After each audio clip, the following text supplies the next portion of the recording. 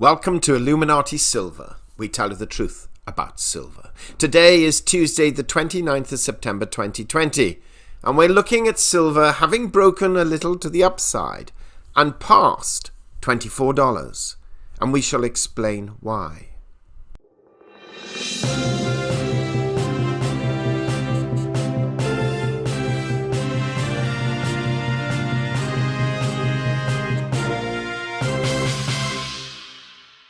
Okay, we've seen silver rise yesterday and today, and we're going to look at 5 reasons why this has happened. But first, a shout out to our video posted on Sunday, entitled, Why Indian Temples Are Forced to Deposit Gold with Their Government. Implications. Though a little on the long side, we believe that video is quite useful, because understanding what is happening to one of the world's largest gold imports could, later on down the road, have an impact on the gold price. And we've placed a link to this video in the description box below. Now, I'm sure you'll all be pleased to hear that today's video podcast is a relatively short one, because we are anxiously awaiting the Trump-Biden debate. Anyway, back to silver. Last Friday, silver closed at $22.92, considerably down on the week. In fact, some 14.6% lower than it started at the beginning of the week, or $3.91 down.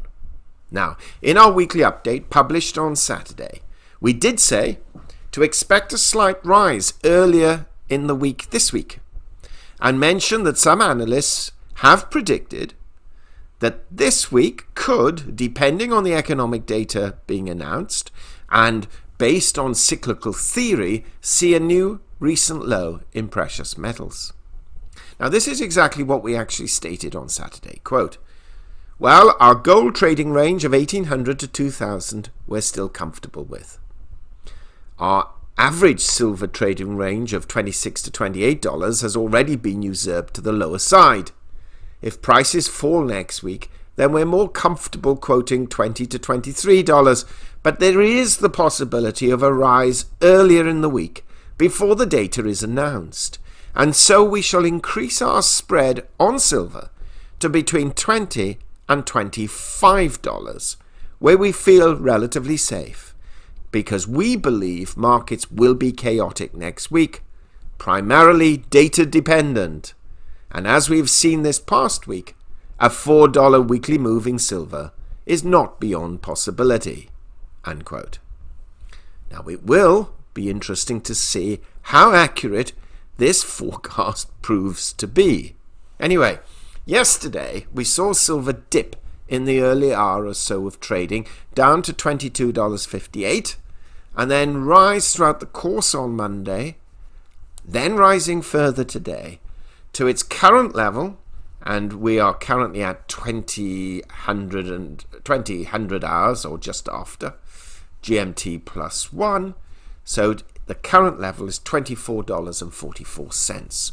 A creditable performance indeed, and making me sweat in this $20 to $25 range. Now, of course, we're already being asked why this recovery. Well, a few reasons. We'll quote 5.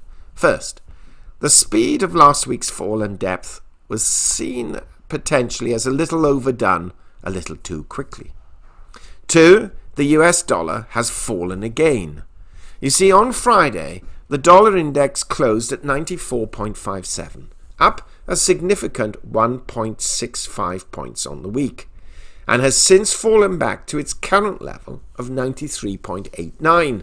That 94 level was quite significant, and a fall below it is rather seen as a disturbing development for foreign exchange traders.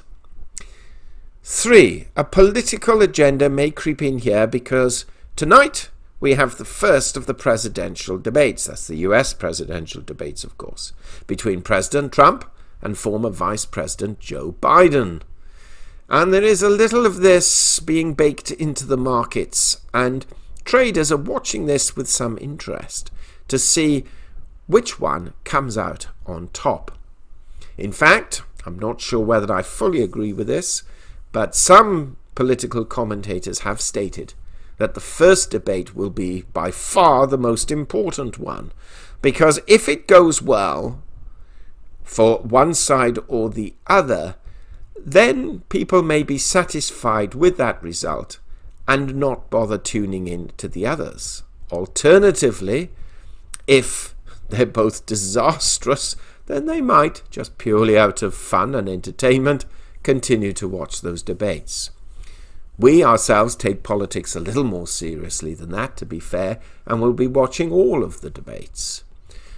How much of an impact they eventually will have on voters' intentions, especially when one considers that voters have already begun going to the polls in certain states, is hard really to predict.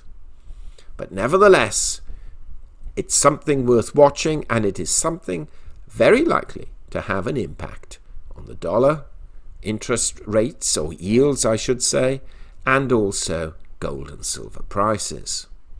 Number 4, COVID concerns. Especially now it was announced earlier today that global deaths have topped 1 million. And it does appear that the hospitalizations in the United States, whereas they were falling day on day, they now seem to have plateaued somewhat. And that is threatening a potential uptick in days, if not weeks, to come. There is some considerable concern here.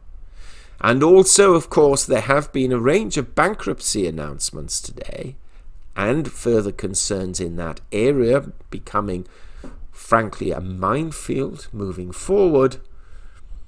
It's attracted funds back to silver as a monetary metal, as stocks currently meander in the marginally negative area. Now, you may recall in our previous videos we've stated that silver has this, what we call schizophrenia. COVID could adversely affect the industrial demand, but on the flip side could improve its monetary metal demand when the economy turns down. Equally, when the economy turns up, it could have a downward impact on the monetary demand, but a positive impact on industrial demand. And it's extraordinarily difficult to gauge until after the event exactly how these will eventually pan out.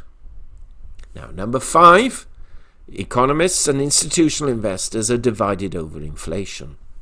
Some argue that post the US election in November, we could very well see inflation beginning to rise, while others argue that COVID will have a deflationary effect on prices as industry reduces output because of fall in demand. This will undoubtedly cause gyrations in the US dollar, bond yields, and again, precious metal prices. So we have the speed of last week's fall being overdone, the US dollar falling back now as we speak, the political agenda with the presidential debate, COVID concerns and the declaration of significant numbers of bankruptcies, and the fear of pending inflation versus deflation. Now, there are a number of other explanations, but these are the main ones so far so early in the week. There was some good economic data published today in that the Consumer Confidence Index for September rose from 86.3 in August to 101.8 for September. And tomorrow we shall have the ADP employment report, GDP revision for quarter 2, and Chicago PMI for September. Now, looking at the technicals for silver, the next resistance level is at the 50 EMA of $24.80, and then the 20 EMA at $25.20, which obviously is above that figure. Perhaps on our forecast we should have said $20 to $25.20, who knows.